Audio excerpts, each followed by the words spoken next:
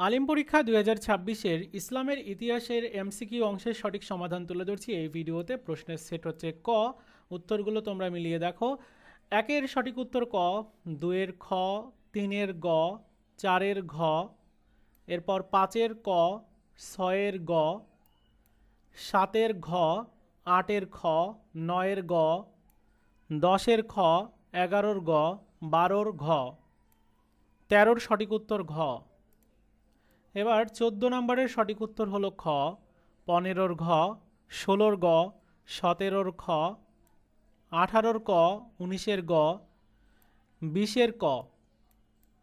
এরপর 21-এর খ, 22-এর গ, 23-এর ঘ, 24-এর খ, 25-এর গ, 26-এর খ, 27-এর ঘ, 28-এর গ, 29-এর ক এবং 30-এর সঠিক উত্তর ক। মিলিয়ে দেখো কয়টা এমসিকিউ হয়েছে, কমেন্টস করে জানিয়ে দিও।